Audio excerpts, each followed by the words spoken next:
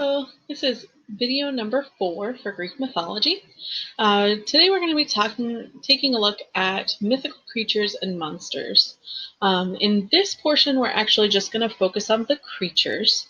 In this graphic, you can see that some of these things are monsters, some of them are creatures. Not all of them are Greek, but I thought it was pretty cute. So when we're looking at Greek creatures versus Greek monsters or mythological creatures, we see a ton of creatures and monsters in Greek mythology. We're not going to talk about every single one of them because it would be kind of impossible. Some of the Greek creatures that were kind of like magical creatures were basically the same thing as a real life creature, but it was bigger and had magical qualities. Like, for example, the Nemean lion. It was a lion, but it had, remarkably strong fur, and it was big and fierce. Or the Erinthian boar. Erinthian. We're not really going to talk about those just because there's not much to say. They were big creatures. But what we're going to be looking at is the most famous or relevant creatures for a lot of the big Greek myths. Sometimes the line between creatures and monsters gets blurred. However, I've kind of tried to separate it into kind of like your neutral and good, being the creatures, and kind of your more bad, evil, used by dark forces sort of creatures as the monsters.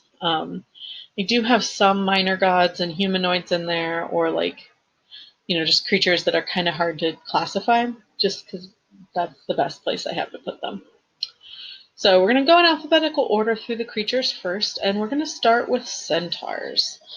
So centaurs are half human, half horse. So you've got your torso, arms, and head of a human, and the body and legs of the horse. So you're always going to see the 4 horse legs and the 2 human arms connected at the torso. Centaurs generally kind of were in kind of that neutral camp. Sometimes they would be more monstrous and kind of wild and barbaric. Other times they were more on the good side. And one of the ones that we see on the good side is Chiron. Centaurs are some of those creatures that have human speech and human intelligence. Chiron trained heroes such as Jason and Hercules and Perseus and Theseus. He might not have trained Perseus. But anyways, he trained a lot of heroes and is also seen in our Percy Jackson series. And so Chiron was one of those centaurs that was kind of in the really good camp. He should not be confused with Charon, who's the ferryman of the underworld. I'm not going to really talk about him, but similar names, not the same creature. Next one we're going to take a look at are the Fates. They're 3 goddesses who spun the life thread of mortals. This picture depicts them as young women, but most pictures depicted them as very old women with a loom, and they were said to be in charge of cutting the life thread of mortals. So we've got the griffin. Griffin has the head and wings of an eagle and also the front claws, and then the back, tail, and back legs of a lion. So they were known for guarding treasure, being fiercely protective, having superior strength, and being able to fly. Now you will see a lot of the creatures that we're talking about and some of the monsters as well kind of blend into other fantasy stories. Like we see griffins in The Lord of the Rings and Harry Potter. Because a lot of those authors have borrowed characters from mythology. In Harry Potter, J.K. Rowling borrows a lot of mythological creatures from Greek mythology, from Egyptian mythology, from Nordic mythology. You've got lots of different creatures in there that are from the different mythologies, including centaurs and stuff like that. And of course, griffin is where the word Gryffindor comes from, my house. All right, then we've got the hippocampus, which is a half horse, half fish creature of the sea. They're sometimes shown as having wings. This one does not, but you can see it's got fins. And it's almost like a half horse, half mermaid. Um, and they're connected with Poseidon. Remember, Poseidon, of course, is the god of the sea, hence the fish, and also the horses because he created them. In the Sea of Monsters in the Percy Jackson series, we are introduced to hippocampi, and they play a role later in the series. My favorite thing is when in the Sea of Monsters, Tyson refers to them as fish ponies. Then we've got hippogriffs, which again is another creature we see in Harry Potter. And we've got that same prefix, hippo, which actually is the Greek root for horse. And so it's interesting, our creature nowadays, hippopotamus, is a river horse. Hippocampus, hippogriff, they all have that horse piece in common. So a hippocampus has the front end of a horse, a hippogriff has the back end of a horse. So hippogriffs are half eagle, half horse creatures that could fly very fast and far. And if you remember, going back to our other creature, the griffin, you've got that griff that is for eagle. So the griffin is the eagle part, and for hippogriff, you've got the hippo is the horse, the griff is the eagle. So just a little fun with Greek roots for you. Then our next one is the Muses. There were 9 of them. They were kind of deities. They're kind of in their own little world. They weren't really goddesses, but they were kind of goddesses. And they were used, they gave artists, philosophers, individuals their inspiration for creating things. They were the influences behind creativity. And there were 9 different ones. You can look up the names and what they were each were in charge of. Different lists kind of vary slightly. Not going to really go into that, but you're welcome to look that up if you want. It's an interesting thing to take a look at. But there were 9 of them, and each one of the muses had a different role, like comedy, tragedy, astronomy, history, poetry, art, etc. Dance, I know, was another one, and music. We get the word museum from the muses. And also, when somebody inspires you, you can say, like, oh, well, she was my muse, or he was my muse. And that's also where we get the word amusement. So lots of different things that come from that. So you can see here they're depicted. This is an ancient Greek mosaic, so how they would have been depicted back in the day, and then some more modern art as well. And the muses were always depicted as female. All right, next we have nymphs. I have kind of lumped all the different nature spirits into one as nymphs. So nymphs were any sort of nature spirits. They were almost always depicted as beautiful young women. Generally, they couldn't travel far from their source. There are male nymphs in some of the stories, but typically they're depicted as female. A lot of times, these 3 of the most common ones are what I've put here. Dryads being tree spirits, naiads being freshwater spirits, and nereids being ocean water spirits. There are other ones out there. I know, like, oreads are of the mountains, and there's other ones with, flowers and different things.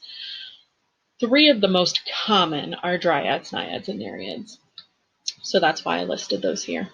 Usually they're always depicted as very beautiful, very young, and being kind of at one with nature. So you can see that, like, the tree nymph here is blending into her tree. The water nymph is kind of blending into the water. And this one, not sure if she's a flower nymph or a tree nymph, but she's blending into the flowers in the water. So usually they're kind of taking the characteristics of where they're from. Next, we have the phoenix, one of my favorite creatures because I'm a big Harry Potter fan. Phoenix is a bird that can live for a very, very long time, and then it's regenerated or reborn from its ashes. So some sources say that the phoenix would die and decompose before it was reborn.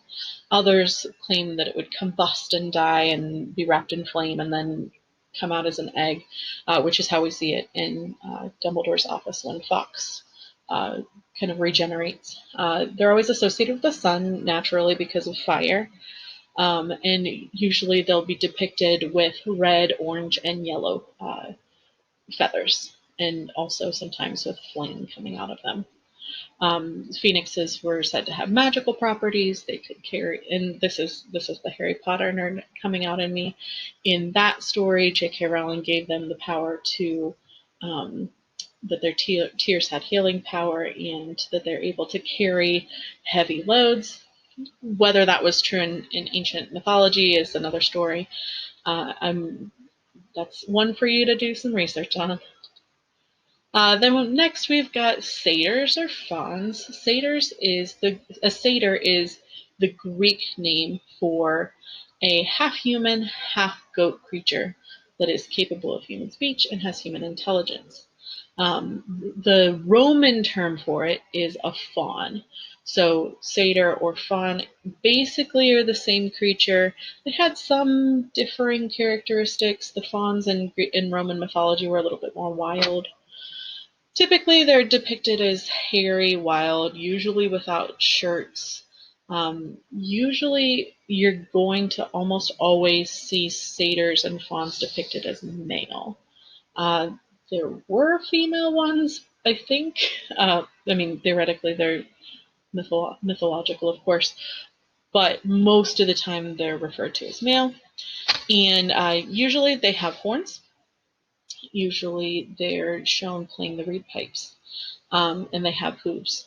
And they're associated with Dionysus and his other nature spirits. The fauns and satyrs were notorious for chasing after dryads and naiads and stuff like that. So they're both closely connected with nature. And so here is just a traditional depiction of a faun. And then this is a depiction of Grover from the Percy Jackson series. You can see his orange Camp Half-Blood t-shirt there. And his horns are just real small because he's a baby faun or a middle school faun. Sometimes you can see that, like here, his elbows are kind of hairy. Other times they're just kind of buff like this guy is. Just depends. And then lastly, we have the winged horse. There were a number of different types of winged horses in Greek mythology. In our modern day, a lot of times we just call it a Pegasus, which is fine. It's kind of become the modern term for it. But a winged horse is not necessarily always a Pegasus. Pegasus was a specific name. This is the Pegasus from the Hercules movie. But Pegasus came really into play in the story of Bellerophon. And he was one specific horse. But a lot of myths include other winged horses as well. And you can see here that they have, wings that attach to their back, but they're fully horse otherwise.